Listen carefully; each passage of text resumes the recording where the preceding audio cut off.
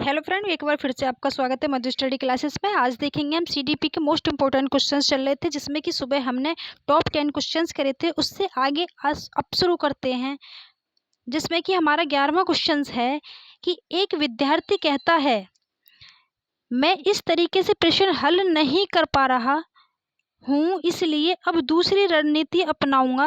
यह किस क्षमता को दर्शाता है? एक विद्यार्थी कहता है कि मैं इस तरीके से प्रश्न हल नहीं कर पा रहा हूँ, इसलिए अब दूसरी रणनीति अपनाऊंगा। यह किस क्षमता को दर्शाता है?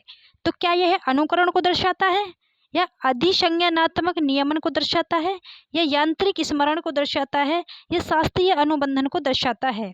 तो बताइए कि एक विद्यार्थी कहता है कि मैं इस तरीके से प्रश्न हल नहीं कर पा रहा हूँ, इसलिए अब दूसरी रणनीति अपनाऊंगा। यह किस क्षमता को दर्शाता है?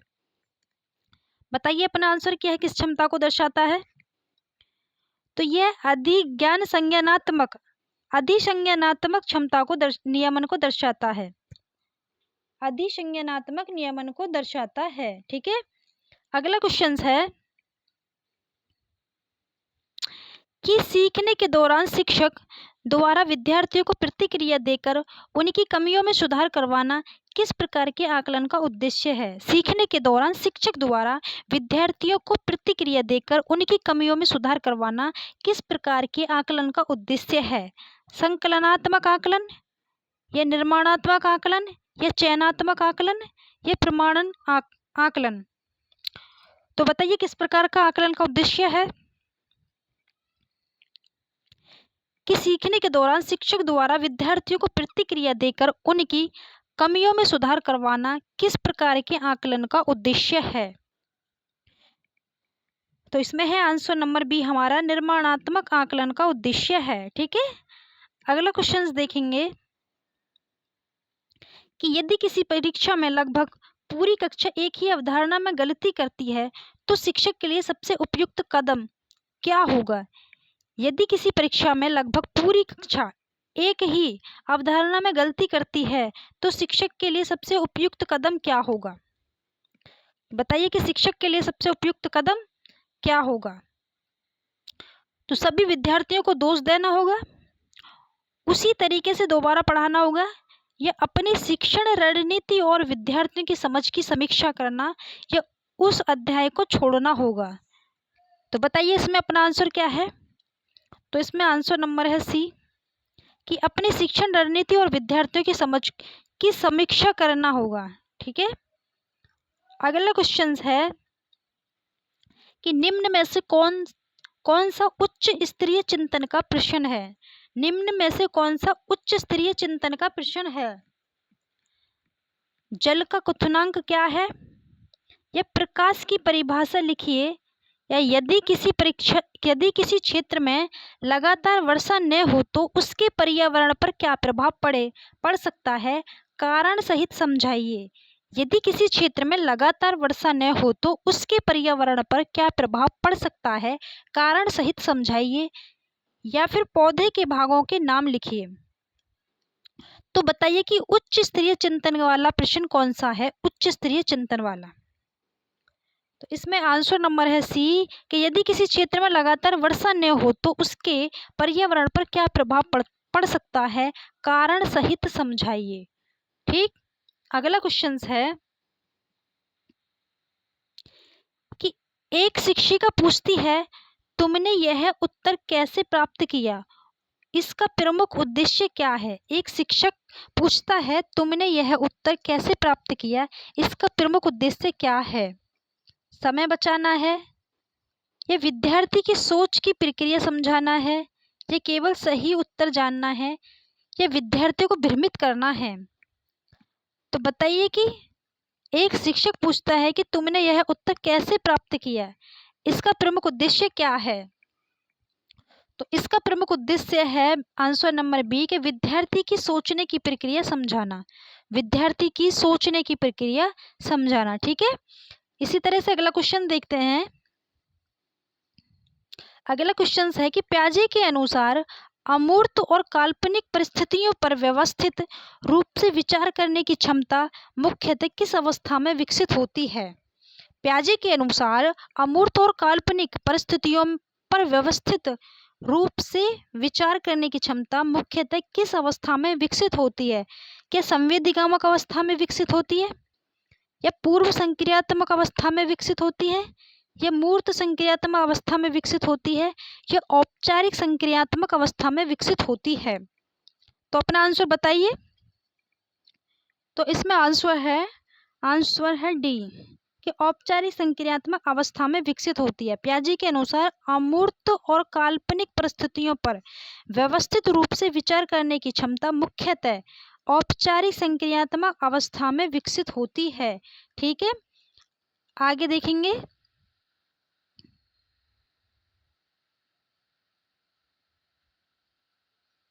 अगला क्वेश्चन है कि यदि बच्चा नई जानकारी को अपने पहले से मौजूद ज्ञान के ढांचे में समाहित करता है तो इसे क्या कहा जाता है? यदि बच्चा नई जानकारी को अपने पहले से मौजूद ज्ञान के ढांचे में समाहित करता है तो इसे क्या कहा जाता है? क्या इसे समायोजन कहा जाता है, या आत्मसातीकरण कहा जाता है, या अनुकरण कहा जाता है, या परिपक्वता कहा जाता है? तो बताइए कि यदि बच्चा नई जानकारी को अपने पहले से मौजूद ज्ञान के ढांचे में व्यवस्थित करता है या समाहित करता है तो इसे क्या कहा जाता है?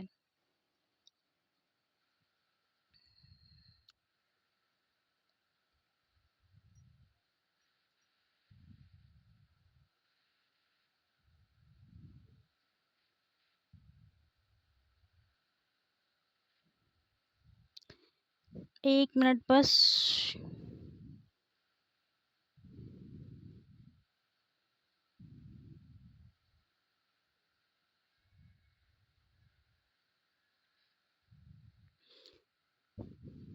चलिए बताइए कि यदि बच्चा नई जानकारी को अपने पहले से मौजूद ज्ञान के ढांचे में समाहित करता है तो इसे क्या कहा जाता है? तो इसे आत्मसातीकरण कहा जाता है, आत्मसातीकरण। ठीक है, इसी तरह से अगला क्वेश्चन है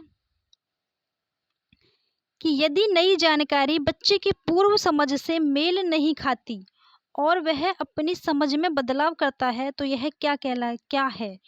यदि नई जानकारी बच्चे की पूर्व समझ से मेल नहीं खाती और वह अपनी समझ में बदलाव करता है तो यह क्या है? क्या आत्मसातीकरण है, या समायोजन है, या पुनर्बलन है, या अनुबंधन है? तो अपना आंसर बताइए क्या है? तो यह एक समायोजन है कि यदि नई जानकारी बच्चे की पूर्व समझ से मेल नहीं खाती और वह अपनी समझ में बदलाव करता है तो यह समायोजन कहलाएगा। क्या? समायोजन। ठीक है, इसी तरह से अगला क्वेश्चन देखते हैं कि एक विद्यार्थी पुरस्कार मिलने के लिए पढ़ता है, यह किस प्रकार की प्रेरणा है? एक विद्यार्थी पुरस्कार लेने के लिए पढ़ता है तो यह किस प्रकार की प्रेरणा है? क्या आंतरिक प्रेरणा है, या बाह्य प्रेरणा है, या नैतिक प्रेरणा है, या फिर सामाजिक प्रेरणा है? तो बताइए कि यह किस प्रकार की प्रेरणा है? कि एक विद्यार्थी पुरस्कार मिलने के लिए पढ़ता है तो यह एक बाह्य प्रेरणा है। क्या है? एक बाह्य प्रेरणा है। ठीक, आंसर होगा हमारा बी। आगे देखते हैं, अगला क्वेश्चन है क्वेश्चन नंबर 20 कि विद्यार्थी किसी विषय को इसलिए सीखता है क्योंकि उसे उस विषय में वास्तविक रुचि है। यह किसका उदाहरण है? विद्यार्थी किसी विषय को इसलिए सीखता है क्योंकि उसे उस विषय में वास्तविक रुचि है। यह किसका उदाहरण है? क्या यह बाह्य अभिप्रेरणा का उदाहरण है, या आंतरिक अभिप्रेरणा का उदाहरण है, या दंड आधारित प्रेरणा का उदाहरण है, या प्रतिस्पर्धात्मक प्रेरणा का उदाहरण है? तो बताइए कि विद्यार्थी किसी विषय को इसलिए सीखता है क्योंकि उसे उस विषय में वास्तविक अभिरुचि है, तो यह एक आंतरिक अभिप्रेरणा का उदाहरण है, आंतरिक अभिप्रेरणा का। ठीक है, अगला क्वेश्चन है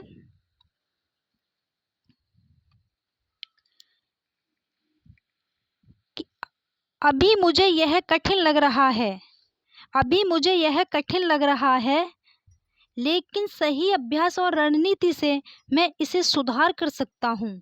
अभी मुझे यह कठिन लग रहा है, लेकिन सही अभ्यास और रणनीति से मैं इसे सुधार कर सकता हूँ। यह किस मानसिकता को दर्शाता है? बताइए आप। यह स्थिर मानसिकता को दर्शाता है, क्या विकासशील मानसिकता को दर्शाता है, या फिर नकारात्मक मानसिकता को दर्शाता है, या निर्भर मानसिकता को दर्शाता है? तो बताइए आप कि अभी मुझे कठिन लग रहा है, लेकिन सही अभ्यास और रणनीति से मैं इसमें सुधार कर सकता हूँ। यह किस मानसिकता को दर्शाता है? बताइए अपना आंसर। तो इसमें आंसर नंबर बी है कि यह विकासशील मानसिकता को दर्शाता है, विकासशील मानसिकता को। ठीक है, आगे क्वेश्चन देखते हैं। अगला क्वेश्चन है कि बहुभाषी कक्षा में विद्यार्थियों की मातृभाषाओं को सीखने के संसाधन के रूप में उपयोग करना। बहुभाषी कक्षा में विद्यार्थियों की मातृभाषा को सीखने के संसाधनों के उपयोग रूप में उपयोग करना सीखने में बाधा है, या अनुशासनहीनता है, या फिर भाषाई विविधता का प्रभावी उपयोग है, या केवल कमजोर विद्यार्थियों के लिए उपयोगी है? तो बताइए आपकी बहुभाषी कक्षा में विद्यार्थियों की मातृभाषा को सीखने के संसाधन के रूप में उपयोग करना क्या है? तो यह एक भाषाई विविधता का प्रभावी उपयोग है, भाषाई विविधता का प्रभावी उपयोग। ठीक है, अगला क्वेश्चन देखते हैं। अगला क्वेश्चन है कि भाषा सीखने के संदर्भ में सबसे प्रभावी तरीका कौन सा है? भाषा सीखने के संदर्भ में सबसे प्रभावी तरीका कौन सा है? केवल व्याकरण के नियम याद करवाना, या केवल पाठ याद करवाना, या अर्थपूर्ण परिस्थितियों में भाषा का प्रयोग करवाना, या केवल लिखित परीक्षा लेना? तो बताइए कि भाषा सीखने के संदर्भ में सबसे प्रभावी तरीका कौन सा है? तो भाषा सीखने के संदर्भ में सबसे प्रभावी तरीका है कि अर्थपूर्ण परिस्थितियों में भाषा का प्रयोग करवाना, अर्थपूर्ण परिस्थितियों में भाषा का प्रयोग करवाना। ठीक है, आगे क्वेश्चन देखते हैं कि यदि बच्चा बार बार वर्तनी की समान प्रकार की गलतियां करता है तो शिक्षक को क्या करना चाहिए? कि यदि कोई बच्चा बार बार वर्तनी की समान प्रकार की गलतियां करता है तो शिक्षक को क्या करना चाहिए? उसे दंड देना चाहिए, या गलती के पैटर्न का विश्लेषण करना चाहिए, या उसकी कॉपी फाड़ देनी चाहिए, या उसे लिखने से रोक देना चाहिए? तो बताइए आप कि यदि कोई बच्चा बार बार वर्तनी की समान प्रकार की गलतियां करता है तो शिक्षक को क्या करना चाहिए? शिक्षक को क्या करना चाहिए? तो इसमें आंसर होगा बी कि ये गलती के पैटर्न का विश्लेषण करना चाहिए। क्या गलती करी है उसका विश्लेषण करना चाहिए। ठीक है, आगे क्वेश्चन है कि सहयोगात्मक अधिगम में सबसे महत्वपूर्ण तत्व कौन सा है? सहयोगात्मक अधिगम में सबसे महत्वपूर्ण तत्व कौन सा है? क्या केवल समूह में बैठना है, या केवल तेज अभ्यर्थी का काम करना है, या साझा उत्तरदायित्व और सार्थक पारस्परिक सहयोग है, या शिक्षक का पूरी तरह अनुपस्थित होना है? तो बताइए कि सहयोगात्मक अधिगम में सबसे महत्वपूर्ण तत्व क्या है? तो सहयोगात्मक अधिगम में सबसे महत्वपूर्ण तत्व है कि साझा उत्तरदायित्व और सार्थक पारस्परिक सहयोग। साझा उत्तरदायित्व और सार्थक पारस्परिक सहयोग। ठीक है, आगे देखते हैं। चलो वीडियो को यहीं समाप्त करते हैं। अगर वीडियो पसंद आई हो तो चैनल को लाइक शेयर सब्सक्राइब करें और कमेंट बॉक्स में बताएं कि आपको वीडियो कैसी लगी है। ठीक है, चैनल को सब्सक्राइब कर लें। Thanks for watch.